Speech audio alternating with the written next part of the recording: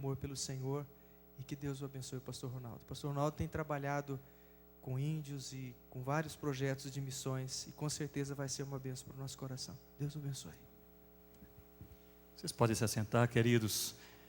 É um prazer poder estar com vocês nesta tarde e compartilhar sobre algumas coisas que o Senhor tem colocado em sua palavra para a sua igreja, que somos nós.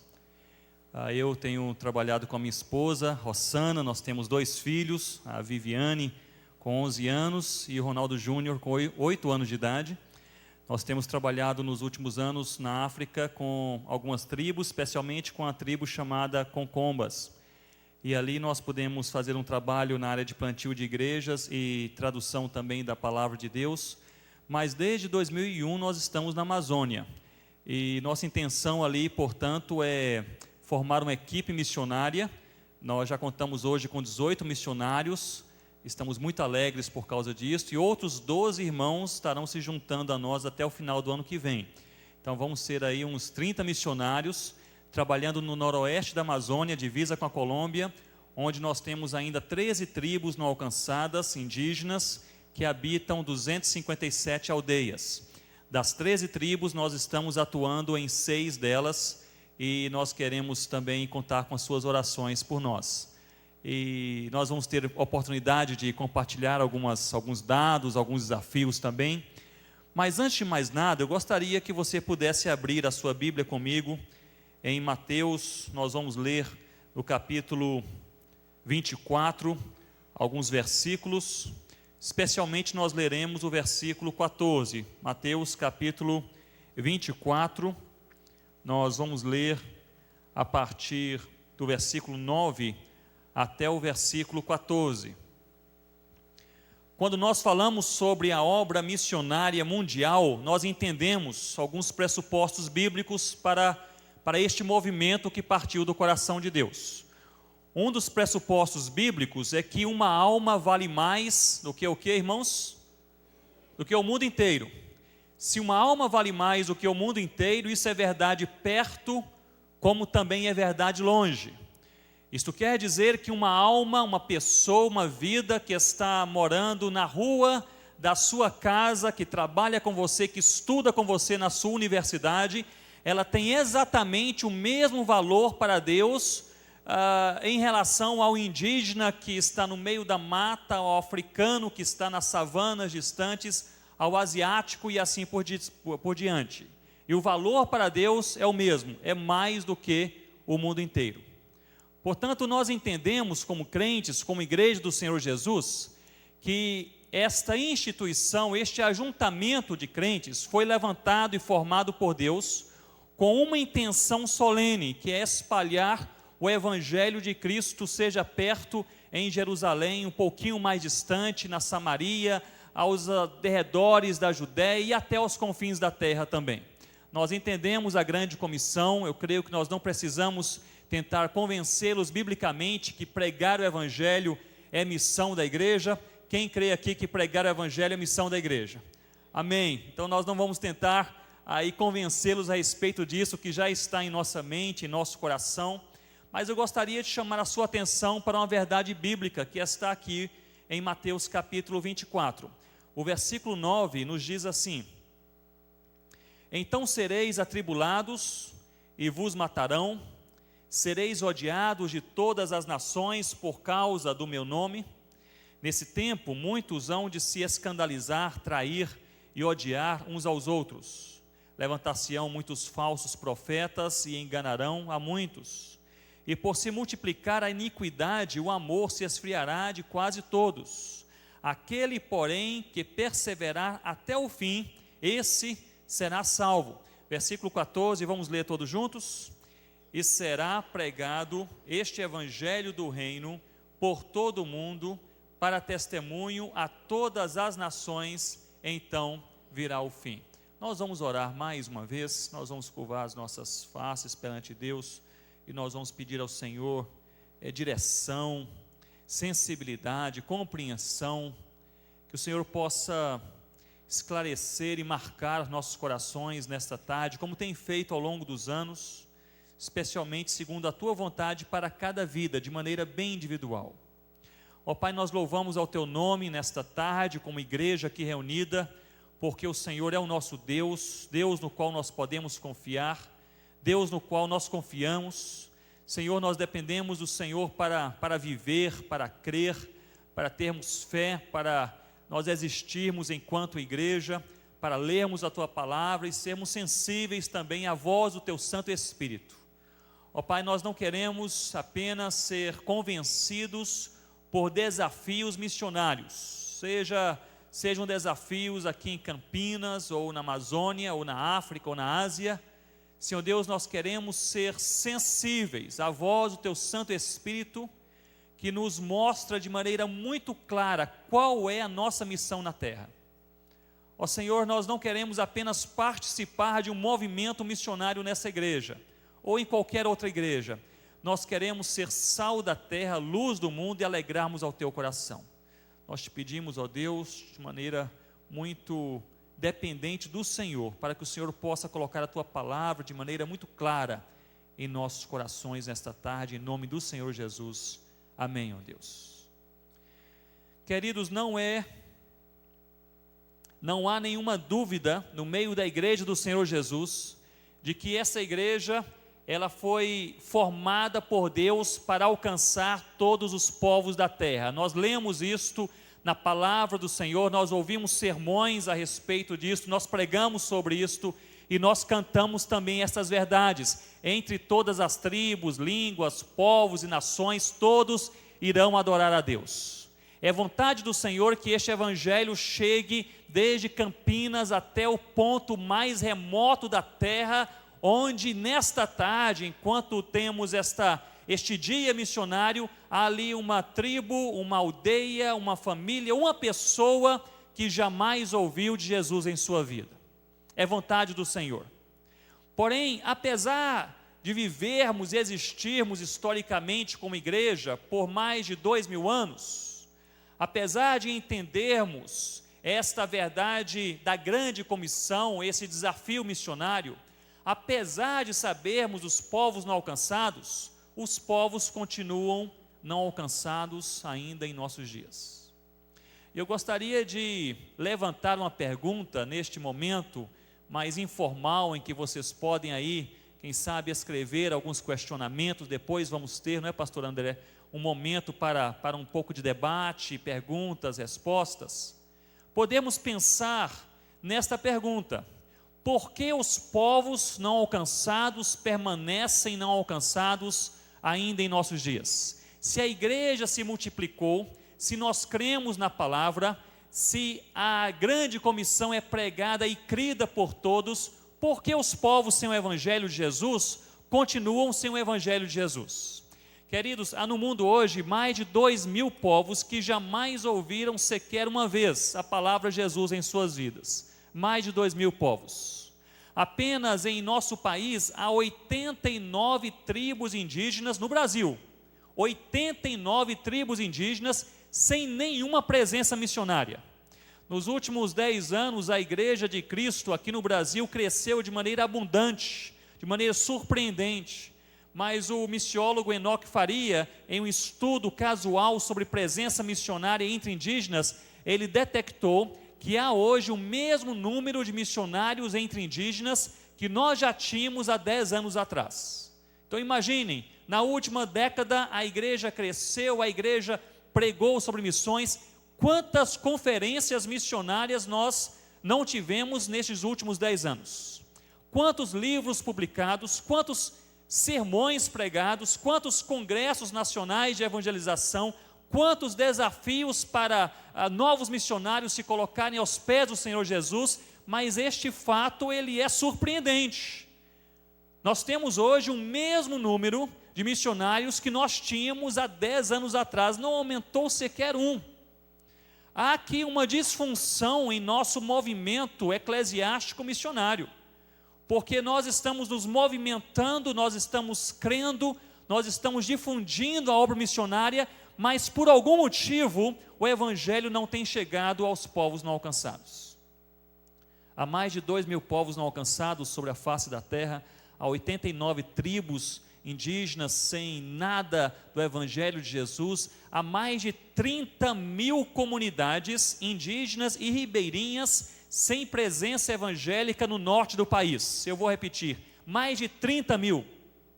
Nós pensávamos que eram 10 mil, Visão Mundial pensava em 10 mil, numa estatística assim um pouco feita de maneira um pouco mais rápida, e vários missiólogos pensavam que este número estava superfaturado, mas a Asa de Socorro levantou 73 pesquisas nos últimos anos e concluiu recentemente, semanas atrás, que há mais de 30 mil comunidades entre ribeirinhos e indígenas no norte do país, sem nada do Evangelho de Cristo. E a igreja entende que o Evangelho é para todas as pessoas e todas as nações. Mas há aqui um abismo que separa aquilo que nós cremos e aquilo que nós fazemos, a nossa teologia da nossa prática, a nossa crença da nossa vivência. Em Mateus capítulo 24, os discípulos se reúnem ao redor de Jesus e eles têm aí esta pergunta em suas mentes, e a pergunta é: Senhor, quais são os sinais que vão mostrar de maneira clara que o Senhor está voltando? Jesus está sendo levado às alturas, aos céus, e eles queriam já, quem sabe, imaginar ou perceber sinais claros de que Jesus estaria prestes a voltar. E Jesus aqui dá 3 blocos de sinais. O primeiro bloco é o que eu chamo de sinais cosmológicos, são coisas que vão acontecer em toda a terra.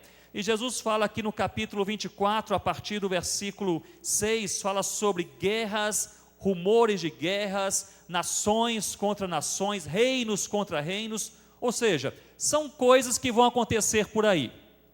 São sinais gerais, sinais cosmológicos. Depois, aqui no versículo 9, Jesus muda o discurso. Ele olha para os discípulos e agora ele aplica ao seu discurso uma síntese direta. E ele diz: então sereis atribulados. Agora são sinais eclesiásticos, são coisas que vão acontecer na igreja, não apenas no mundo. Guerras e rumores de guerras acontecerão no mundo todo, mas agora Jesus olha para os discípulos que haviam levantado a pergunta sobre os sinais, e ele então diz: agora sereis atribulados. São sinais que vão acontecer na igreja. E vos matarão, sereis odiados de todas as nações. Versículo 11: levantar-se-ão muitos falsos profetas. São sinais eclesiásticos. Esses falsos profetas aqui se levantarão na igreja de Cristo, não no mundo. E diz aqui a palavra: e por se multiplicar a iniquidade, o amor se esfriará de quase todos, também na igreja. Jesus então, ele aqui enfatiza sobre a salvação, versículo 13, aquele porém que perseverar até o fim será salvo.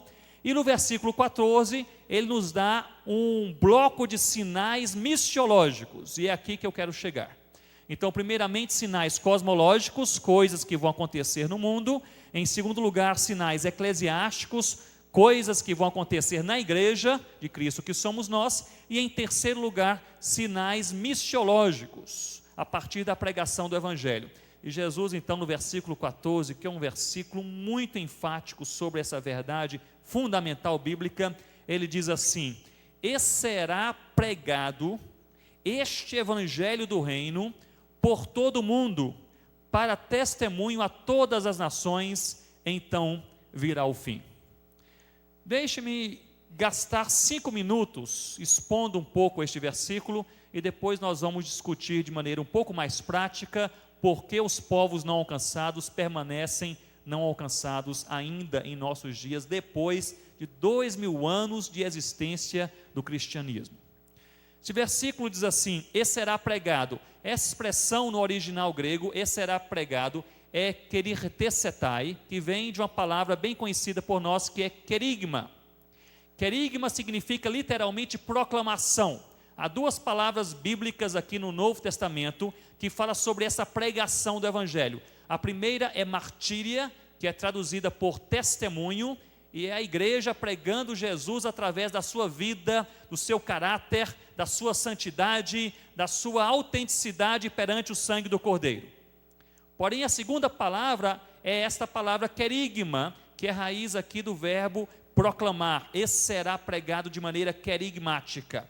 Este querigma já é uma proclamação intencional. É a igreja se mobilizando para pregar o evangelho. Encontro de casais, pequenos grupos, o envio dos missionários, acampamento jovem, distribuição de panfletos, o ensino das crianças. É a igreja se organizando para falar de Jesus de maneira bem pontual e intencional.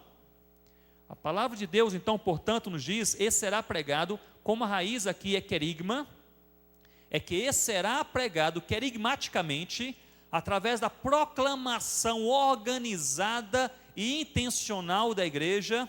Ele diz: este evangelho do reino por todo o mundo.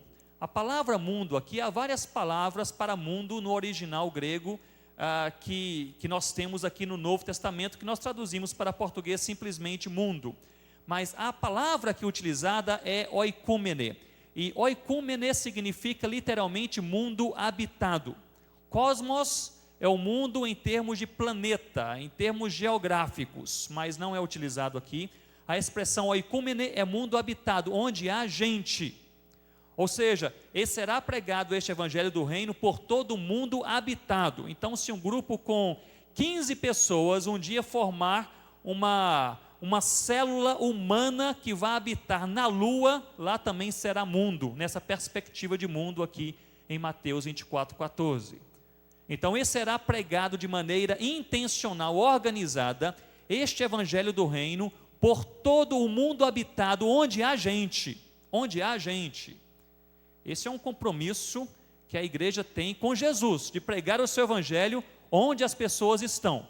Sejam grandes massas, como em São Paulo, milhões e milhões, mais de 16 milhões de pessoas, seja a tribo menor de todo mundo que está aqui no Brasil, que é uma tribo indígena, que está em processo de extinção, formada apenas por 2 homens, Ará e Auré. Esses 2 homens são os últimos representantes dessa tribo que está em extinção e falam a língua, e há um amigo nosso que é linguista, o Norval, que ele está aprendendo, gastando anos da sua vida, aprendendo uma língua falada por 2 homens, Ará e Auré, para lhes pregar o evangelho. Por quê? Porque a igreja tem um compromisso com Jesus, de pregar o evangelho de maneira organizada e intencional, querigmaticamente, por todo o mundo habitado, onde há pessoas. E há aqui então uma expressão interessantíssima: para testemunho a todas as nações. A palavra nações aqui é etnesim, que vem de etnias. Uma etnia é um povo que tem uma cultura e fala uma língua. Há no mundo hoje mais de 24 mil etnias. Destas, mais de 2 mil permanecem totalmente não alcançadas. Elas falam mais de 3 mil línguas e dialetos que não têm nada da palavra de Deus. Mais de 3 mil, que carecem urgentemente de uma tradução da palavra de Deus. Para testemunho a todas as nações. Há um ponto aí, e depois a afirmação do Senhor Jesus: então virá o fim. Eu já ouvi alguns exegetas pregarem: e quando a última tribo na face da terra for alcançada, Jesus voltará. A Bíblia não diz isto, pode até acontecer, mas não diz isto. O que o texto está dizendo é que Jesus não voltará antes que este evangelho do reino seja pregado em todo o mundo habitado, para testemunho de todas as etnias. Há um ponto, e depois, e então virá o fim. Não sabemos se 6 meses depois, 1000 anos depois, e assim por diante. Queridos, o texto nos mostra uma verdade gritante, uma verdade profunda. Nós temos um compromisso com Cristo de pregar o seu evangelho às pessoas que habitam o nosso planeta, e eu vou colocar aqui uma frase adicional: em nossa geração, porque nós não temos um compromisso como crentes que existem hoje com a geração passada e nem com a geração futura. Nós temos um compromisso com Deus em sermos sal da terra e luz do mundo em nossa geração, entre todas as etnias da terra. Muito bem, o que eu quero enfatizar com estes versículos é que esta verdade bíblica e missionária foi mostrada e enfatizada aos discípulos de Jesus há 2000 anos atrás. Então a igreja em Jerusalém não era uma igreja sem compreensão missionária. Ela não fazia conferências missionárias, porque não se tornou necessário naquela época, mas era uma igreja com bastante compreensão da vontade de Cristo. Isso perseguiu a igreja durante 2000 anos, porém hoje os povos não alcançados permanecem ainda não alcançados. Mais de 2000 povos, há outros 6.500 povos, onde o evangelho já chegou, mas a igreja ainda não nasceu. Onde os missionários já chegaram, estão aprendendo a língua, estão tentando pregar o evangelho, mas não houve ainda nenhuma conversão. Isso quer dizer, queridos, que nós temos mais de 8.000 povos sem nenhum crente. Mais de 8.000 povos. Quando eu falo sobre mais de 3.000 línguas e dialetos, quase sempre eu sou aí interpelado por linguistas e outros mais, dizendo, mas Ronaldo, é impossível com toda a tecnologia, com toda a gama de conhecimento antropológico e linguístico hoje, porque nós não temos a Bíblia traduzida para todas as línguas da terra. Então vamos começar a responder a nossa pergunta. Por que os povos não alcançados permanecem não alcançados ainda em nossos dias? Por causa de algumas barreiras. Eu vou citar, conforme o tempo, eu vou citar pelo menos 3, quem sabe 4 delas. A primeira barreira é a barreira linguística. Os povos não alcançados da terra, eles perfazem justamente o grupo linguístico mais resistente em toda a história do cristianismo. Notem bem, se há 3 povos não alcançados em uma só região, e eu estou indo como missionário para tentar alcançar um destes 3 povos, o primeiro povo, ele possui uma língua complexa, dificílima de ser aprendida. O segundo e o terceiro povo possuem línguas facílimas de serem aprendidas. Obviamente eu vou escolher uma das línguas mais fáceis. Isso aconteceu nas últimas décadas, nos últimos séculos e nos 2 últimos milênios, ou seja, a igreja de Cristo já alcançou os povos mais fáceis. Deixe-me colocar dessa forma. As línguas mais fáceis já foram alcançadas. As línguas menos complexas já têm a palavra de Deus e já ouviram o evangelho. O que restou, portanto, dessas 3.000 línguas e dialetos sem nada da palavra de Deus é justamente o resto mais difícil, as línguas mais complexas. Mais de 60% das línguas não alcançadas são línguas tonais ou semitonais. E justamente essa classe aí de línguas tonais e subtonais é a classe de línguas mais complexas. Nós trabalhamos anos e anos com a tribo dos Concombas lá na África. Os Concombas falam 11 línguas, uma tribo apenas fala 11 línguas. E essas línguas se dividem em 23 dialetos e 64 subdialetos. Então, uma mistura linguística lá tremenda.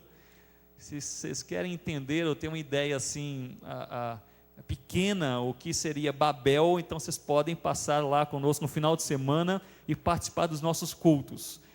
Nós pregamos em um dialeto, há uma pessoa para traduzir para o segundo dialeto, há outra pessoa traduzindo para um terceiro dialeto, há vários grupinhos da igreja com um tradutor simultâneo traduzindo em seu próprio dialeto. Em todo culto sai pelo menos uma dúzia de pessoas sem entender nada. Então é uma complexidade linguística. As tribos não alcançadas que permanecem não alcançadas são tribos que falam línguas complexas, especialmente tonais e semitonais. Uma dessas línguas, justamente a língua para a qual nós traduzimos o Novo Testamento, lá em Gana, entre os Concombas, que é a língua Concomba Limompil, um dos dialetos. Ela é semitonal. Por exemplo, se você falar na, significa mãe. Na significa homem. Na árvore. Na sangue. Na andar para trás ou retroceder. Então, quem é afinado já tem um chamado missionário para trabalhar com essas línguas. Quem canta, eu faço o apelo normalmente assim, quem canta no coral da igreja, um grupo de louvor, então essa turma aí já tem um pré-chamado missionário. São línguas complexas, especialmente para nós que não falamos línguas tonais como o português. Eu me lembro que eu gastei 1 ano para falar uma palavra que eu tinha medo de falar, medo de errar, na verdade. A palavra ubor, em Concomba, é chefe. Então, quando você se aproxima do chefe, o chefe tribal é reverenciado. Você tem que chegar perto do chefe, reverenciá-lo, respeitá-lo, nunca estar acima da sua estatura. E o chefe era bem baixinho, então você tinha que ficar realmente bem baixinho ali, quase de joelhos, assim por diante. A não dar as costas ao chefe, não tocar no chefe, não olhar diretamente para o chefe e algumas coisas assim. Mas justamente tratá-lo nesse título maior de chefe tribal, que é o bor. Porém, há um semitom no primeiro vocóide, que é o U, que se ele for um pouquinho mais alto, a palavra muda de sentido. O bor é chefe, mas o bor é cachorro. A diferença é pequena. O bor. É uma pequena diferença. Gastei um ano para ter segurança para chamar o chefe de chefe, não é? São línguas tonais ou semitonais. Mais de 60% das línguas não alcançadas do mundo hoje são línguas complexas, que possuem tons, possuem semitons. Muitas delas, mais de 70% das línguas sem a palavra traduzida, sem nada da palavra traduzida, são línguas ágrafas, ou seja, sem a ortografia ainda. Eu não sei quantas pessoas aqui já estudou inglês, ou estuda francês. Você chega a ter uma biblioteca imensa. Eu vou estudar inglês com a gramática de Oxford. Então vou pegar aqui essa gramática, tem um dicionário, tem um professor. Imagine um missionário chegando em uma tribo onde não há nada. Aliás, a língua nem está grafada ainda. Você vai começar por onde? Vai começar do estudo fonético, ouvindo as palavras, como nós começamos com os concombas, e anotando. Então uma mulher falava letecepam, e a criança levantava, pegava a água e dava para um homem, e eu colocava em linguagem fonética, letecepam, e eu colocava várias possibilidades. Primeira possibilidade: meu filho, dê água para o seu pai. Pode ser, não sei.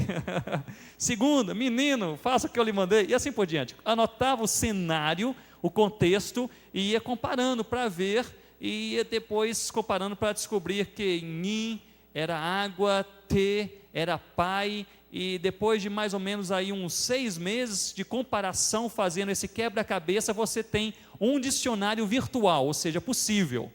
Aí você começa a formar as frases, e vai testar as frases, e geralmente nenhuma dá certo. Aí quando uma ou outra dá certo, você fala: essa palavra eu descobri esse significado, assim por diante. Trabalho fonético, trabalho fonológico, morfológico, a grafia da língua. Você tem que fazer depois a gramática, depois você compõe um dicionário. Obviamente você já aprendeu bem a língua, aí você vai traduzir a palavra de Deus, e por fim ensinar o nativo a ler a palavra traduzida, porque senão você fez tudo isso, traduziu a palavra, mas ninguém sabe ler a própria língua. Queridos, as línguas não alcançadas são as línguas mais complexas.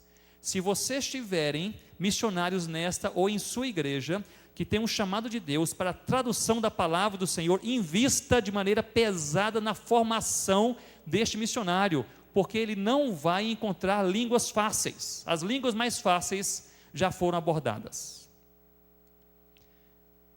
Mais de 30% das línguas não alcançadas no mundo hoje são línguas proverbiais, ou seja, são línguas em que apenas uma pequena expressão possui um significado longo ou profundo ou extenso em um certo círculo de convivência. As línguas concombas, das 11 principais línguas concombas, algumas são proverbiais, outras não. A língua limompelo é proverbial. No limompelo, que é a língua principal que nós usamos lá para a plantação das igrejas, eles possuem mais de 10 mil provérbios vivos, falados ali no dia a dia.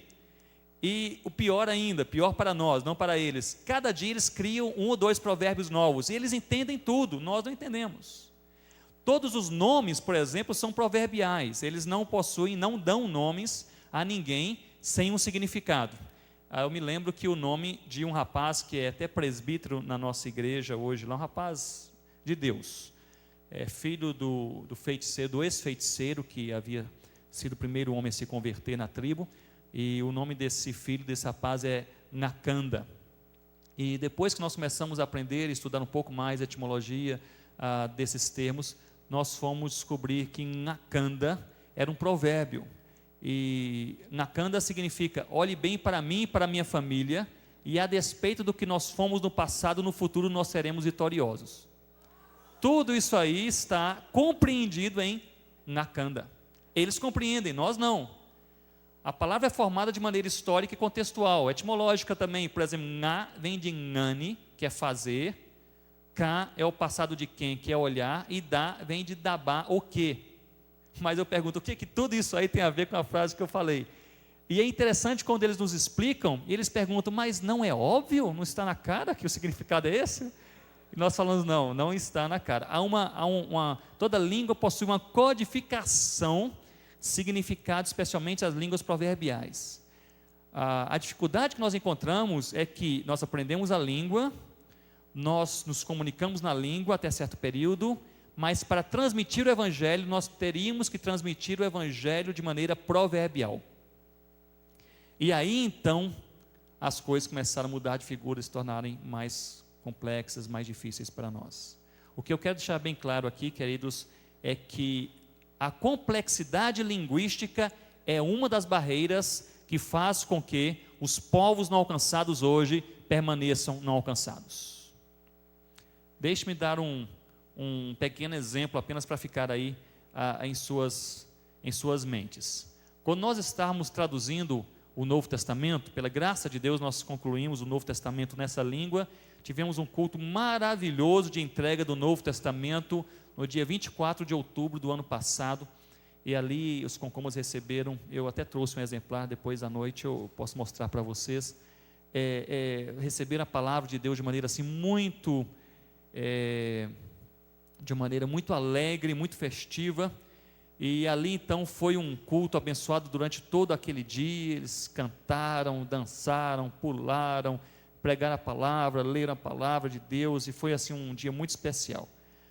Mas eu me lembro bem que a numerologia Concomba era um problema, porque os números, qualquer número, eles são sempre binários, ou seja, eles são baseados em 2.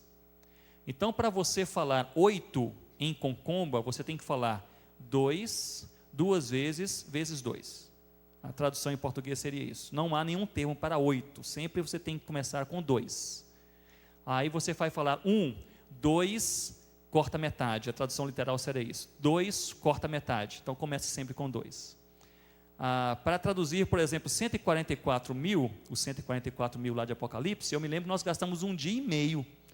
Éramos uns 6 concombos fazendo contas e tentando ali decifrar. Isso aí encheu umas 5 sentenças para traduzir o que nós temos como 144 mil, não é? A numerologia, e não é fácil necessariamente para eles também não. Quando nós falamos um número maior do que 2.000, eles normalmente têm que parar, têm que discutir, e isso torna os sermões muito interessantes. Você está pregando a palavra de Deus e dizendo porque o Senhor Deus, Ele, quando foi alimentar as multidões, ele chegou perante um grupo de 5.000 pessoas, aí eles levantam e começam a falar e a definir o que é 5.000, o outro dá outra ideia, faz uma conta, aí você passa ali uns 10 minutos, 15 minutos, depois que todo mundo entendeu que eram 5.000, aí você continua. Numerologia.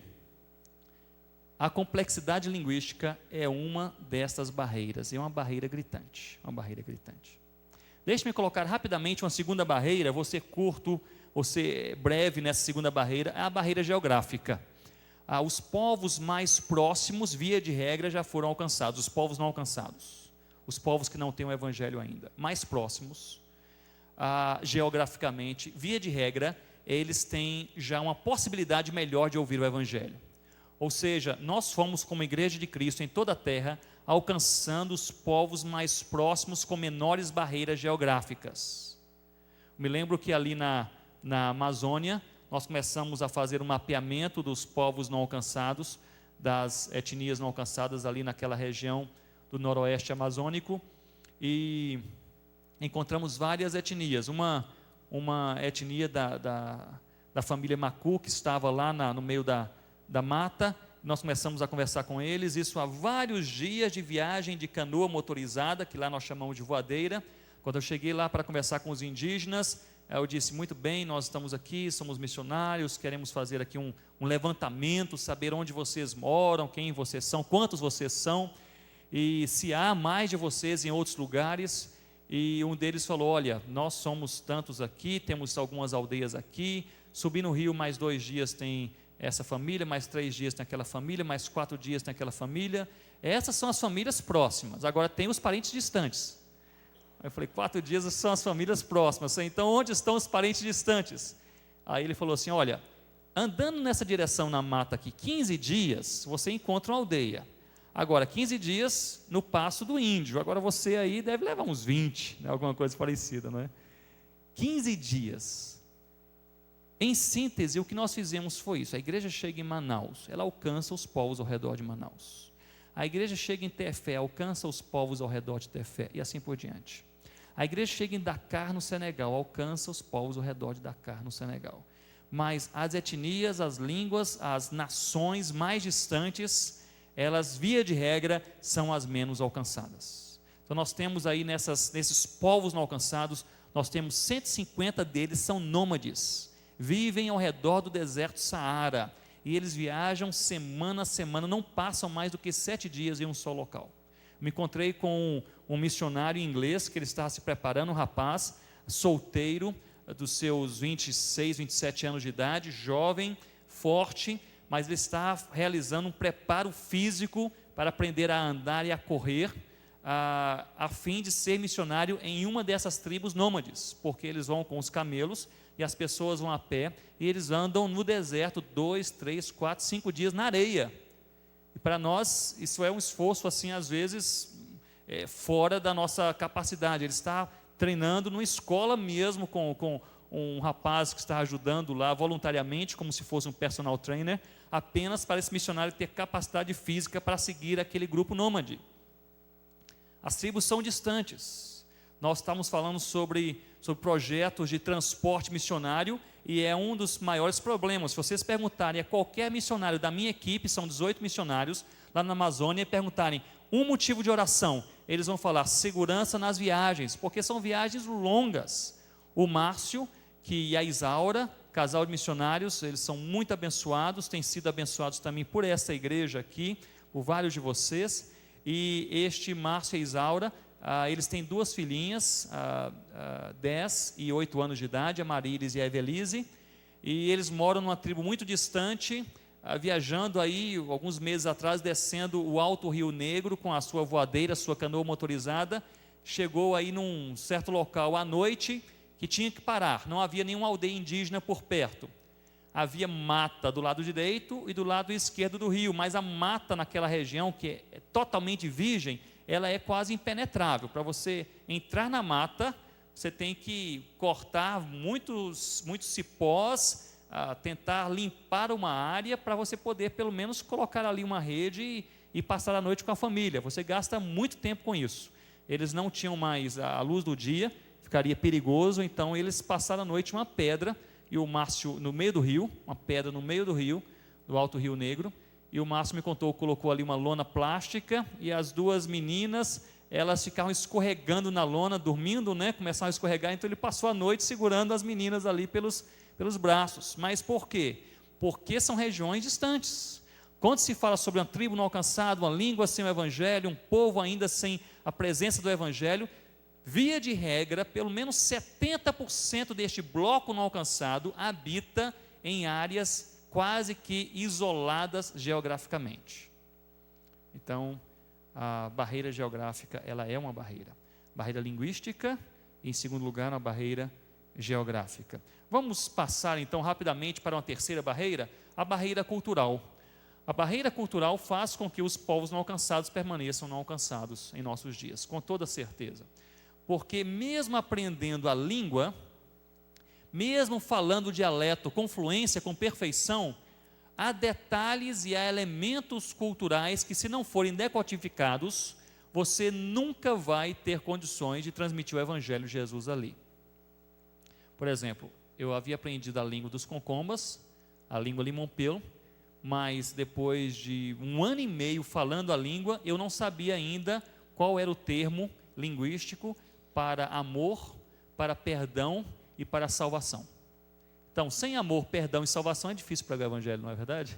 Você tem que chegar e achar alguma coisa ali. Eu me lembro que eu fui chamado para grafar uma língua na África, que era uma língua que eu fui apenas grafar, não fiz nenhum trabalho evangelístico ali.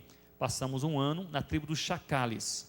E cheguei ali na tribo Chacale e começamos a grafar a língua, aprender a língua, etc, etc. No final, nós já havíamos grafado e feito uma cartilha para aprendizado da língua por missionários que iriam chegar.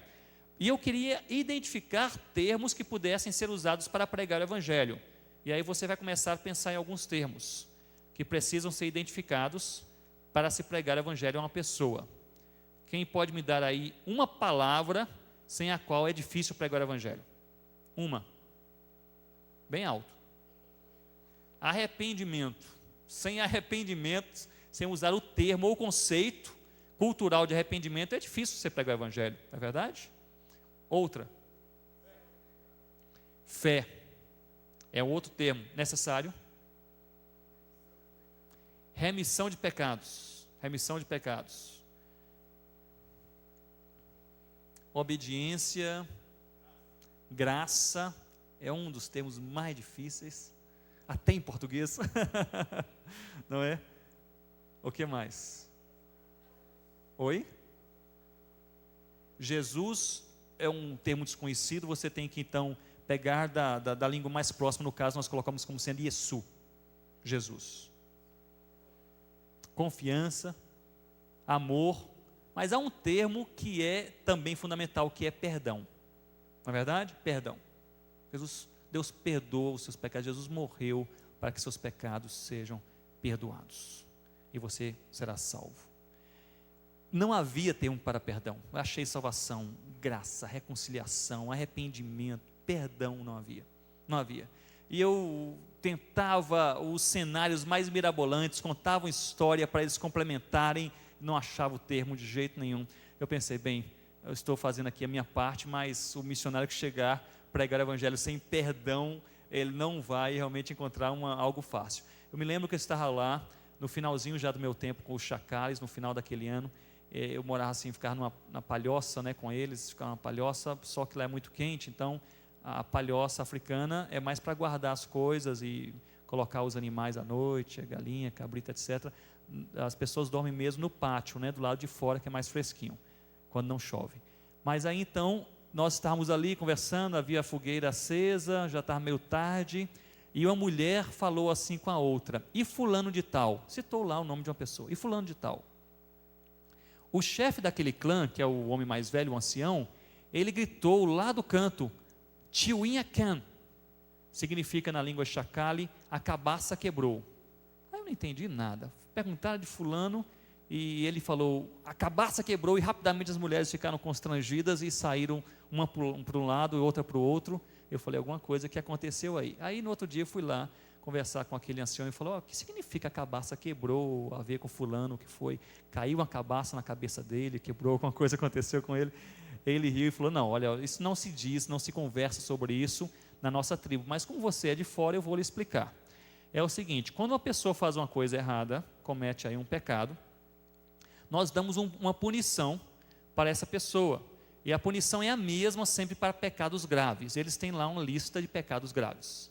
A punição é sempre a mesma, 6 meses sem conversar com ninguém. Você vive na sua casa, você fica na sua família, trabalha na sua roça, ninguém pode conversar com você e você não pode conversar com ninguém. Então são 6 meses de silêncio absoluto, não é? Os casais não devem usar essa regra de convivência não, viu gente? 6 meses. Depois de 6 meses, se nós notarmos pela atitude da pessoa alguns sinais de arrependimento, então o ancião daquela casa, daquela família, ele pega uma cabaça, aquela cabaça, enche a cabaça de água, simboliza o pecado que aquela pessoa cometeu, vai até do lado de fora da aldeia, acha uma pedra, quebra a cabaça na pedra, a água vai escoar e ser absorvida pela terra. A água simboliza o pecado, então sendo absorvida pela terra, o pecado foi absorvido, foi esquecido por lá e jamais pode ser resgatado mais. E a pessoa diz, Tiuinha Can, a cabaça quebrou. Ou significa, em outras palavras, perdão. A pessoa foi perdoada. Ele volta a conversar, as pessoas voltam a conversar com ele e assim por diante. E aí, então, numa certa noite, veio então essa possibilidade de nós entendermos que a cabaça quebrou não era uma expressão linguística, na verdade, era um ato cultural, perdão era um ato cultural. Isso foi encontrado depois de um ano se estudando uma língua, um ano. Há casos de missionários que passam 2 anos, 3 anos, 4 anos, 5 anos, à espera de uma expressão cultural necessária para se pregar o Evangelho. Queridos, quanto mais povos nós alcançarmos, mais difíceis de serem alcançados serão o restante. Entende o que eu digo? Quanto mais nós alcançarmos agora, os últimos 500 povos não alcançados serão 500 povos especialmente resistentes, linguisticamente, geograficamente, culturalmente e assim por diante. Bem, culturalmente nós poderíamos passar aí horas e horas conversando sobre essas questões culturais, mas deixe-me apenas fechar a questão cultural, a barreira cultural, compartilhando algo com vocês. É muito difícil para nós missionários, para qualquer missionário em uma outra etnia, perceber o que é étnico, o que é cultural e o que é demoníaco. Então essa distinção, essa compreensão cultural aí é complicada. E nesta complicação que muitas vezes nos atrapalhamos na pregação do Evangelho. Eu me lembro que eu fui até a tribo Bassari, uma certa vez, eu havia acabado de chegar na África, eu estava naquela época assim, tudo que havia de novidade eu queria ver. Não é? Quando você chega num local diferente com a sua máquina fotográfica e aí você vê alguma coisa diferente, você tira uma foto, né? Estávamos naquela época ainda. E alguém falou, olha, morreu um homem idoso da tribo Bassari. E eu falei, eu posso ir ver o funeral? O funeral era um movimento cultural enorme ali. Falaram, acho que você pode ir. Era uma aldeia próxima, eu fui sozinho. Cheguei ali, fiquei sentado do lado de fora da aldeia, mas que dava para ver. E aí eu tinha o meu caderninho de notas. Estou contando isso aí para vocês saberem que essa barreira cultural pode ser muito mais complicada de se discernir do que se imagina. Eu tinha o meu caderninho de notas e eu fiquei sentado ali durante talvez umas 4 ou 5 horas, observando o que estava se passando na aldeia. E eu cheguei à conclusão, ao final, que o que se passava no funeral, quando a pessoa morria na tribo Bassari, era um ato demoníaco. Era um ritual demoníaco. Por quê? Eu tinha todos os elementos. O corpo do homem morto estava colocado sobre alguns troncos de árvore no centro da aldeia, ali. 3 vezes durante o período que eu estava observando, o feiticeiro da aldeia saía da sua palhoça, ele saía abaixado, na sua mão esquerda ele carregava uma pequena cabaça com sangue de cabra, na sua mão direita ele carregava um galinho de árvore, ele se abaixava perante o morto então, e da cabeça para os pés, nesse sentido necessariamente, ele aspergia então o sangue da cabra sobre o corpo daquele morto de maneira bem cuidadosa. Enquanto ele fazia isso, ele proferia algumas palavras na sua língua, que eu pressupunha que eram invocações demoníacas aos ancestrais e assim por diante. Isso se passou num certo dia e depois eu voltei para a região que está, fui trabalhar com os concombas. 6 meses depois voltei à tribo Bassari, já falava um pouco do concomba, que não é muito diferente do Bassari, e eu comecei a perguntar o que se passava no funeral Bassari, e fui descobrir que não tinha nada de demoníaco. Na verdade, o homem morto estava colocado sobre os troncos, porque eles não tinham caixão, tinha colocado em algum local, então colocaram sobre os troncos, não é? O homem que saía da palhoça, que ele sempre abaixava e levantava, é porque as palhoças Bassaris, eles têm assim, uns gravetos na saída, e que para segurar a palha, então fazia a pessoa se abaixar toda vez que entrava ou saía. Ele trazia de fato uma cabaça com sangue de cabra na mão esquerda, porque tinha que trazer numa das mãos, esquerda ou direita, né? Trazia na esquerda, e segurava um raminho de planta na direita para aspergir o sangue ali, porque não tinha um pincel, uma brocha, alguma coisa, tinha que usar aquele ramo de árvore. Ele aspergia o sangue sobre o corpo, porque antes de enterrar, eles tinham que esperar os parentes que vinham de lugares distantes, e como a África é um local altamente quente, então para preservar o odor, o corpo do odor, eles descobriram que o sangue da cabra jogado sobre o corpo do morto, ele iria tapar os poros, então iria diminuir o odor. Isso é um processo altamente científico. Ele fazia isso da cabeça para os pés, porque tinha que começar da cabeça ou dos pés, escolheu da cabeça, não é isso?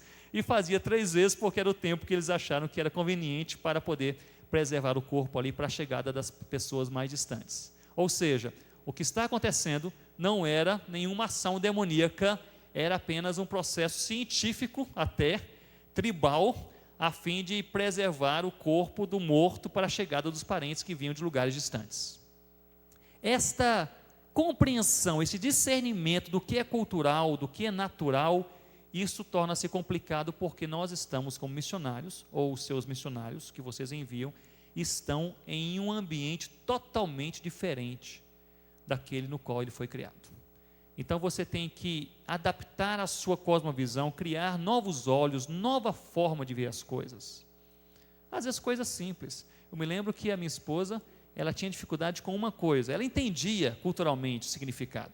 Os concombas, eles têm o costume de envenenar os inimigos. Eles conhecem vários tipos de venenos. Então, por causa disso, eles criaram o seguinte costume: quando alguém vai dar um presente para outra pessoa que é comestível, por exemplo, uma cabaça cheia de amendoim, eles plantam amendoim, eles torram o amendoim e enchem uma cabaça de amendoim e vão dar para os amigos. Então, quando esse amigo recebe a cabaça, sempre há aquela suspeita: e se o amendoim estiver envenenado?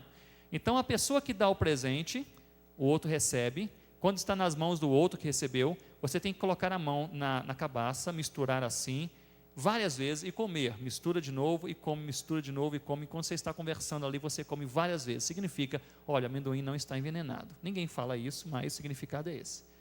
Rossana, ela tinha dificuldades, porque ela amava amendoim, e quando chegava lá então, eles comiam pelo menos metade nesse processo aí, né? Ali ia embora o amendoim.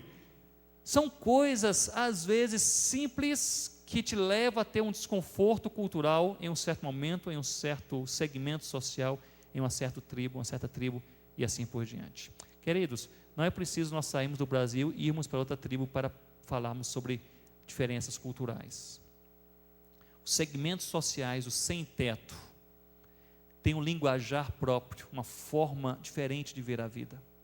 O segmento social das prostitutas do centro da cidade, na cidade que há, elas têm uma forma diferente de ver a vida, de se comunicar, de viver, de codificar a existência, e assim por diante. Se o missionário não entende a vida com os olhos daquela pessoa que a vive, é muito difícil se pregar um evangelho que seja compreensível. Uma barreira, portanto, a primeira barreira qual é? Linguística. A segunda barreira? Geográfica. A terceira barreira? Cultural. Deixe-me colocar aqui então, para nós finalizarmos, uma quarta barreira. Uma quarta barreira. Escolhendo uma, deixe-me falar sobre uma que não pode faltar: a barreira espiritual. A barreira espiritual. A barreira espiritual consiste em alguns fatos, apenas para usar um silogismo bem rápido com vocês. Campinas é uma cidade onde, até onde eu sei, há uma população evangélica expressiva e um bom número de igrejas evangélicas. Certamente não há nenhum dia aqui em Campinas em que não haja pelo menos um pequeno grupo ou uma igreja evangélica reunida, orando a Deus, lendo a palavra e pregando o evangelho. Estou certo? Na verdade, não há nenhum dia em que não haja pelo menos algumas dezenas de igrejas e pequenos grupos fazendo isso em toda a cidade. Há não sei quantos templos evangélicos, mas vocês podem imaginar todos esses templos, suponhamos aí centenas de ajuntamentos de crentes, que a cada domingo se reúnem, cada um em sua igreja ou em suas casas, lendo a palavra, pregando a palavra, orando ao Senhor, louvando a Deus e proclamando o nome de Jesus. Os evangélicos aqui em Campinas, eles estão infiltrados, mesmo que espontaneamente, em todos os segmentos sociais, com certeza nas camadas mais pobres até as mais ricas. Certamente há evangélicos na universidade, professores, médicos e assim por diante. Não é verdade? Mesmo com essa igreja disseminando o evangelho, a presença da palavra de Deus, louvor a Deus e da oração dos santos por Campinas, o diabo ainda opera em Campinas, ou será que aqui na cidade o diabo não faz mais nada? Em Campinas vou passar direto, porque ali não dá para entrar, não dá para fazer nada. Será que é isso? Ou será que o inimigo ainda opera aqui na cidade? O inimigo certamente opera nessa cidade, com a presença da igreja, com a presença do evangelho, com a oração dos santos, com o louvor a Deus, com a pregação da palavra. Agora imagine comigo uma tribo, ou um segmento social, ou um povo, num local da terra, onde o evangelho nunca foi pregado. Na verdade, nunca sequer um versículo bíblico foi lido. Aliás, ninguém jamais chegou para falar naquele lugar o nome Jesus, uma só vez. Nunca uma oração foi feita no meio daquela tribo. Se nós cremos que a ação da igreja limita a presença e a atividade demoníaca, o diabo tem proporcionalmente mais liberdade de ação nos locais onde o evangelho ainda não chegou. Portanto, queridos, uma das grandes barreiras para se pregar o evangelho entre grupos onde o evangelho não chegou é a barreira espiritual. Eu sou pastor presbiteriano e, apesar dos meus pais serem meu pai também era pastor presbiteriano, minha mãe é uma mulher de oração, missionária, e serem pessoas de oração, buscam a Deus, eu vinha de um contexto presbiteriano onde raramente, até mesmo no contexto acadêmico, teológico, se falava sobre ação demoníaca. Raramente se falava sobre isso, se pensava sobre isso, e falar sobre ação demoníaca, lá naquela, digamos assim, há uns 10 anos atrás, no contexto que eu estava, 10, 15 anos atrás, era até um sinal de simplismo bíblico. É um irmão muito simples sobre ação demoníaca. Isso não é uma coisa que existe de maneira tão plena, isso é um equívoco da igreja. Toda ação demoníaca deveria ter, se você fosse um bom teólogo, digamos assim, ultra tradicional, uma explicação psicológica, não é? Se eu tinha qualquer dúvida sobre a ação demoníaca, isso caiu por terra na primeira semana que eu passei entre os Concombas, quando eu vi 400 pessoas possessas ao mesmo tempo no mesmo lugar. Numa festa que eles tinham, chamada Festa dos Inhames Novos, em que os feiticeiros invocam os espíritos demoníacos, ao redor de uma fogueira, mais de 400 pessoas dançando e cantando ao redor da fogueira. Num certo momento, um feiticeiro grita, Grumadi Afuni. Grumadi é o nome do espírito que eles adoram, o principal. Afuni significa chegou. O espírito chegou, as pessoas caem possessas. É uma cena horrorosa. Horrorosa. Eu descobri, em primeiro lugar, que não havia nenhuma dúvida sobre a ação do diabo na terra. Em segundo lugar, eu descobri que a minha missão não era expulsar demônios, porque se eu fosse gastar o meu tempo expulsando demônios, não ia fazer mais nada na África, a não ser expulsar demônios. E eu descobri que, ao passo em que você expulsa o demônio da vida de uma pessoa, que normalmente nem sempre quer que o demônio seja expulso, em um segundo momento, a pessoa pode ser novamente possessa, a sua família novamente possessa, a sua aldeia novamente possessa, o segundo estado é pior do que o primeiro e nada muda. Mas no momento em que o evangelho é pregado, que a igreja é plantada, que a igreja está presente, ora a Deus, há santos ali, as coisas começam a mudar. Então a pregação do evangelho é que limita a ação do diabo. Mas eu tinha algumas, não dúvidas, não barreiras pessoais, mas tinha alguma timidez em, digamos assim, identificar a extensão da ação do diabo entre os Concombas.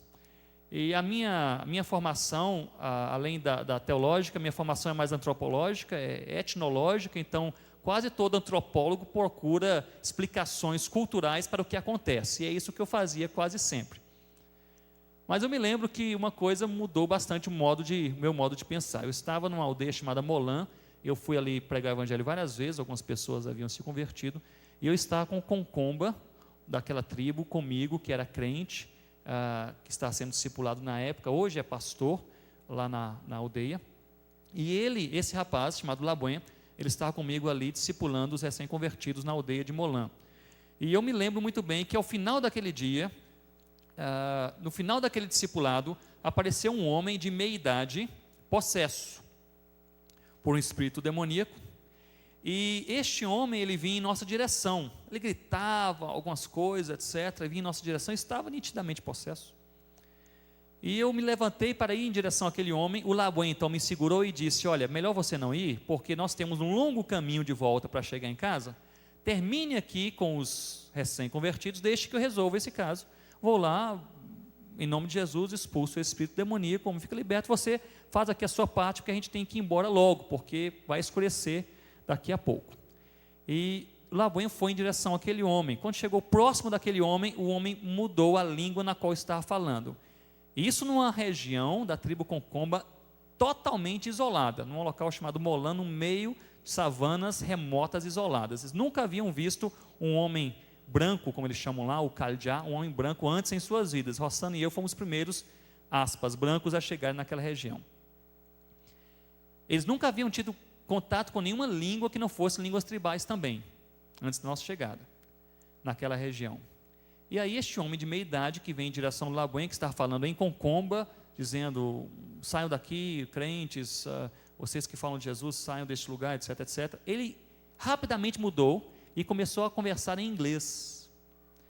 E em inglês, não me perguntem porquê, um dia eu contei a experiência na Inglaterra, e os ingleses não gostaram, porque eu falei, ele começou a falar em inglês com sotaque britânico, não sei porquê, mas foi com sotaque britânico que ele falou. Um inglês límpido, correto. E o Labuan se assustou, olhou para mim e disse: que língua que ele está falando? Eu disse: está falando Licalo, porque para os Concombas, Licalo é a língua do homem branco, todo homem branco fala inglês. Então eu disse: está falando Licalo, que é a língua do homem branco. E o Labuan falou: mas nós não falamos Licalo, ele não sabe Licalo. Eu disse: mas o espírito que está possuindo sabe. Aí eu me levantei, vi que o Labuan ficou um pouco confuso. Eu me levantei, quando me aproximei daquele homem, ele colocou o seu dedo bem perto de mim. Ele me fez duas perguntas em inglês. Ele perguntou assim: você acha que só você sabe teologia? E ele mesmo respondeu: eu também sei. Segunda pergunta: você acha que só você sabe grego? Eu havia feito alguns cursos de grego. Você acha que só você sabe grego? E ele respondeu: eu também sei. Aí eu dei uma palavra de autoridade, oramos e o homem ficou liberto, etc. Eu nunca veio se converter aquele homem, a sua filha é crente. Daí nós começamos a voltar para nossa aldeia, pegamos nossa canoa. E na vinda eu havia remado, agora era a vez do Labuan remar. E eu fiquei na canoa pensando o seguinte: meu Deus, o demônio que possuiu este homem sabia até da minha própria formação acadêmica. Estou a dezenas, milhares de quilômetros do Brasil. Fiz o curso de teologia no Brasil, fiz um curso de grego lá na Grécia, fui depois para outros lugares. Antes de chegar na África, o demônio que possuiu este homem sabia dos cursos que eu havia feito. Isso mexeu com o meu modo de pensar, meu modo de entender, que a nossa luta não é contra sangue e contra carne, mas sim principados e potestades. E essas legiões que estão hoje, quem sabe, incumbidas de fazer com que os povos não alcançados permaneçam não alcançados. Então, queridos, se nós temos como uma das nossas das barreiras é a linguística, nós precisamos de missionários com um bom estudo e preparo linguístico. Uma outra barreira é geográfica, precisamos de pessoas que possam transpor distâncias. Se nós temos uma barreira cultural, nós temos pessoas que precisam estar dispostas a aprender uma nova cultura, entender a nova cultura, decodificar essa nova cultura e pregar o evangelho nessa cultura. Nós temos também uma barreira espiritual. E essa barreira espiritual se vence com duas coisas especialmente. Primeiro, oração. Patrick Johnston é um dos maiores missiólogos vivos hoje. É escritor daquele livro Intercessão Mundial, não sei quantos conhecem. E ele é pesquisador da nossa missão, que é a Missão Amém, na Inglaterra. E ele usa sempre uma frase, ele diz o seguinte: quando o homem trabalha, quando o homem ora, Deus trabalha. E é verdade. Uma das coisas que nós precisamos fazer em prol dos povos não alcançados é orar, queridos. É orar. Você pode cruzar, ultrapassar a barreira linguística. Quantos missionários Não já aprenderam a língua, a cultura, a distância, enfrentaram barreiras enormes, a perseguição, as malárias estão lá, mas porque a barreira espiritual não foi vencida, o evangelho não é implantado. Isso se vence através da oração. Oração em primeiro lugar. Em segundo lugar, intimidade com Deus.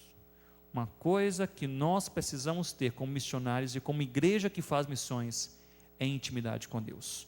Porque, queridos, o que vence qualquer ataque e plano do diabo não é nenhuma estratégia humana, não é nenhum, digamos, comando mágico humano em razão da presença e da atuação demoníaca, mas sim é a presença de Deus, e é o poder de Deus presente. Quando nós chegamos lá naquela nossa aldeia, em Coni, onde não havia nenhum crente, e a primeira visão que nós tivemos foi daqueles 400 africanos possessos no mesmo lugar, que lhe encheu nosso coração de tristeza. A igreja no Brasil orou, nossas igrejas enviadoras oraram, nós começamos a pregar o evangelho. Quando nasceu a igreja naquela aldeia, o feiticeiro falou: olha, a festa não está dando mais certo, chega na hora do Espírito chegar, o Espírito não vem, por algum motivo, vamos transferir a festa para uma outra aldeia. E a festa foi para essa aldeia, Molã, onde aconteceu esse fato que eu contei para vocês agora, do rapaz, do senhor que falava inglês mesmo possesso. Foi para lá. Nós fomos para lá, não perseguindo a festa, fomos para lá porque era a aldeia mais próxima, pregar o evangelho. Nasceu uma igreja em Molã. Na hora da festa, o Espírito não descia sobre Molã. Era uma frustração, a festa acabava, e eles falaram: esses crentes vão começar a pregar o evangelho ao redor, vamos para uma aldeia bem distante. Foram para a aldeia chamada Candiocorá, que ficava a quilômetros e quilômetros no extremo norte. A igreja começou a crescer e ir para outros locais, e chegou justamente em Candiocorá, e justamente em Candiocorá nasceu a maior igreja da tribo Concomba. A igreja hoje tem mais de 800 membros, lá na aldeia de Candiocorá. A festa acabou em Candiocorá, não havia mais para onde ir, havia um grande rio, depois do grande rio era uma outra tribo. A festa hoje não existe mais em toda a tribo Concomba, é uma coisa apenas da história. O que limita a ação do diabo? Duas coisas especialmente: a oração da igreja e a intimidade com Deus. Duas coisas: a oração da igreja, mas não se entra nessa guerra sem estar preparado. Intimidade com Deus. Queridos, deixe-me concluir então com uma quinta barreira. Uma quinta barreira. A quinta barreira, ela é eclesiástica, referente à igreja, que somos nós. E é da seguinte forma: eu creio que no Brasil, eu tenho defendido isto, nós não precisamos mais pregar sobre missões a fim de convencer a igreja que pregar o evangelho é a vontade de Deus. A igreja sabe disso. Talvez não soubesse disso há 20, 30 anos atrás, hoje sabe. A igreja brasileira entende que pregar o evangelho é a missão da igreja. A igreja brasileira tem ouvido isso, tem cantado isso, tem pregado isso, tem repetido isso, tem feito conferências missionárias. Participei de uma conferência missionária em uma igreja aqui no Brasil, Batista, que era a 23ª conferência missionária. Você não vai pregar nessa igreja que missões está no coração de Deus, não é verdade? 23ª conferência missionária. Portanto, não há uma falta de compreensão da missão em nosso país, entre os evangélicos, entre os crentes, de forma geral. Eu creio que o que falta no meio da igreja é apenas uma coisa: obediência. Não falta à igreja, e pensemos na missão de maneira geral. Essa igreja tem certamente muitos ministérios. Eu falo aqui com muita liberdade porque eu não conheço o dia a dia da igreja. Há muitos ministérios nessa igreja com muita necessidade. Eu creio que ninguém dessa igreja tem dúvida da importância dos ministérios, mas se os ministérios não estão tendo os recursos humanos, ou seja, as pessoas dispostas a colocar as mãos no arado, não é por falta de convencimento, de importância, é por falta de obediência. Eu creio que, pensando na igreja evangélica brasileira, o que nos falta não é conhecimento do desafio perante nós. Nós sabemos, 89 tribos não alcançadas, mais de 30 mil comunidades sem evangelho no norte do país, segmentos sociais como sem terra, como sem teto, como as prostitutas no centro das cidades, como os ricos trancados em condomínios de luxo, mais de 3.000 línguas sem o evangelho, mais de 100 milhões de budistas que nada sabem da palavra de Deus. Nós sabemos qual é o desafio, nós sabemos. O problema não é falta de conhecimento, o problema é falta de obediência. Eu estava em uma igreja, vou contar aqui da igreja presbiteriana, porque eu conto com mais liberdade, uma igreja presbiteriana no interior de Minas Gerais, numa conferência missionária. Essa igreja tinha 120 membros, uma igreja centenária, estava lá um pouquinho mais de 100 anos. E cheguei nessa igreja, conferência missionária, seria a primeira conferência missionária. E o pastor da igreja disse: Ronaldo, você vai pregar aqui sobre missões. Agora tem um presbítero, faz parte da liderança dessa igreja, que ele é totalmente contra a obra missionária. Eu falei: então, antes de pregar, deixe-me conversar com este líder. Se é um líder da igreja, é contra a obra missionária, e era o ancião da igreja, então vamos primeiramente conversar. Eu falei: meu irmão, por que o senhor é contra a obra missionária? Ele disse: pastor, veja bem, nossa igreja está aqui há 100 anos, tem um templo que cabe 120 pessoas e tem exatamente 120 membros, perfeito. Mudar para quê? Começar a pregar sobre a obra missionária, daqui a pouco o pessoal começa a se converter, chega para a igreja, não tem onde sentar. Olha, cada banco da igreja é para uma família, coisa linda. Família tem que ser desalojada, sai do banco da igreja, tem que ficar de pé. Eu não gosto, é uma falta de reverência na casa de Deus, aquela balbúrdia, etc, etc. Daqui uns dias vai chegar o cúmulo do pastor falar: vamos derrubar a igreja e fazer outra. Aí eu não aguento. E os nossos filhos, não tem coisa mais gostosa do que ver um menino nascer, crescer, morando do outro lado da rua onde nós moramos, nossos netos brincando ali naquela rua onde nós moramos. Que coisa boa, começar a se falar sobre missões. Daqui a pouco um vai ter ideia de ir para a China, Índia, Japão, bagunça o negócio. O problema da obra missionária é esta, que bagunça tudo. Eu falei: bem, nesse ponto o irmão tem razão. Não quer dizer, se a igreja se envolve com missões, nunca mais será a mesma. Na verdade, nunca mais será a mesma. Há preços a serem pagos, de fato, mas eu creio que a missão da igreja é obedecer. Missão principal da igreja, não é pregar o evangelho. Pregar o evangelho é parte da missão. Louvar é parte da missão. Trabalhar socialmente é parte da missão. Comunhão é parte da missão. A missão, de maneira geral, é obedecer a Deus. Queridos, quando a igreja se coloca aos pés do Senhor, dizendo: Senhor, eu estou disposta como igreja a obedecer, não importa o que, o Senhor começa a fazer coisas tremendas em nossa vida, tremendas. Quando ouvi falar sobre este final de semana, este dia em que vocês planejaram, estão ouvindo desafios desde amanhã, não é isso? Desde a parte da manhã, desafios missionários. Certamente já ouviram sobre muitas necessidades, quem sabe aqui em Campinas, quem sabe na própria igreja, ou na Amazônia, ou nos hospitais, não sei, do outro lado da terra. Tudo isto é extremamente importante, porque nos informa, porque pode ser usado por Deus para nos sensibilizar, porque é uma verdade gritante que está aí para ser mudada, e a igreja que tem que fazer alguma diferença no meio desse cenário. Porém, queridos, nada disto vai ser mudado se não houver obediência. Nada disto.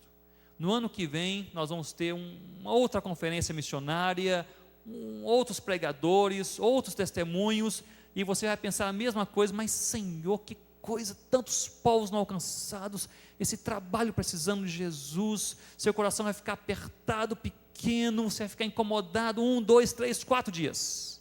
Acabou. Se não houver obediência, as coisas não acontecem. Obediência é uma ação realizada a partir de um coração pronto,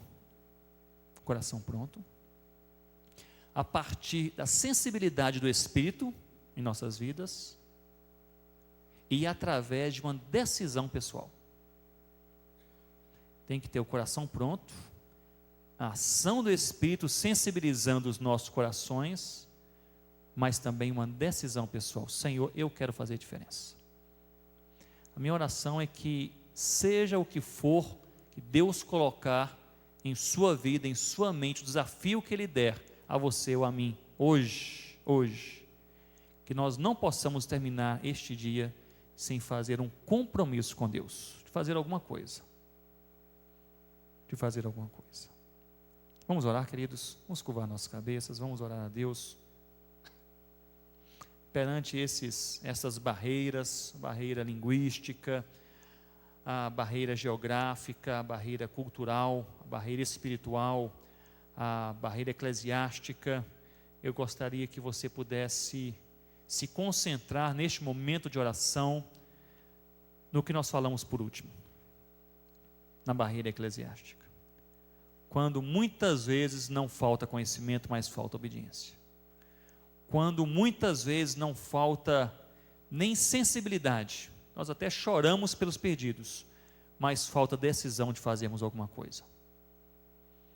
Quando o nosso coração se aperta em razão da situação das 30 mil comunidades no norte do país sem o evangelho, mas nós nunca nos levantamos para fazer nada, nem orar, nem encorajar, participar, enviar, ir, nada. Falta-nos obediência. Vamos orar a Deus, vamos dizer: Senhor, nós temos ouvido desafios tremendos desde hoje pela manhã, no passado também, nesta igreja, em nossa igreja, Senhor Deus, ouviremos ainda mais, mas que o Senhor possa colocar obediência em nossos corações. Senhor Deus, nós louvamos ao Teu nome, porque o Senhor nos reúne aqui neste lugar, ó Pai, neste sábado. Poderíamos estar em outros lugares, mas o Senhor nos trouxe aqui reunidos com um propósito, com, Senhor Deus, um desejo em Teu coração. Nós queremos cumprir os desejos do Teu coração. Senhor Deus, não nos falta conhecimento, não nos falta, ó Senhor Deus, ouvirmos estatísticas, assistimos às vezes filmes que tocam o coração, cenas, fotografias, pessoas sem o evangelho, pessoas sem comida, pessoas sem assistência médica. Senhor Deus, ouvimos desafios e testemunhos de trabalhos assim impactantes aqui em Campinas, no Brasil, no mundo. Tudo isso mexe conosco, ó Pai, que continue a mexer em nome de Jesus, porque nós precisamos dessa sensibilidade, que Teu Santo Espírito possa usar os fatos, possa usar a palavra, possa usar os testemunhos, possa usar o louvor, possa usar as conversas para sensibilizar nossos corações. Mas, ó Deus, nós te pedimos em nome de Jesus, que nós não queremos apenas ser crentes que choram pelos perdidos, não queremos ser crentes apenas convencidos da missão, nós queremos ser crentes obedientes. Senhor Deus, nós sabemos que o Senhor tem um plano, uma missão definida para cada um de nós. Alguns vão orar, outros vão investir, outros vão enviar, outros também vão, Senhor Deus, para lugares distantes, outros vão estar encorajando, outros vão estar apoiando. Senhor Deus, nós queremos cumprir a nossa missão. Ó Pai, dá-nos com clareza, em nome de Jesus, aquilo que é a Tua expectativa para as nossas vidas. Ó Pai, aqueles que já estão envolvidos na Tua obra, já disseram sim um dia em suas vidas, já, ó Pai, tem tido uma atitude obediente, estão engajados, que o Senhor possa dar nesta tarde, em nome de Jesus, muita perseverança em suas vidas. Ó Pai, porque às vezes, engajados, trabalhando, envolvidos, os dias passam, os anos também, as críticas chegam, o desânimo bate à porta. Senhor Deus, nós olhamos para trás e nós começamos a pensar: o que estamos fazendo aqui? Senhor Deus, o Senhor possa encorajar as nossas vidas, nos dar perseverança, nos fazer caminhar um pouco mais, em nome de Jesus, que nós possamos não parar ao longo do caminho. Nós queremos não apenas obedecer, nós queremos continuar obedecendo. Ó Deus, em nome de Jesus. Amém, Senhor Deus.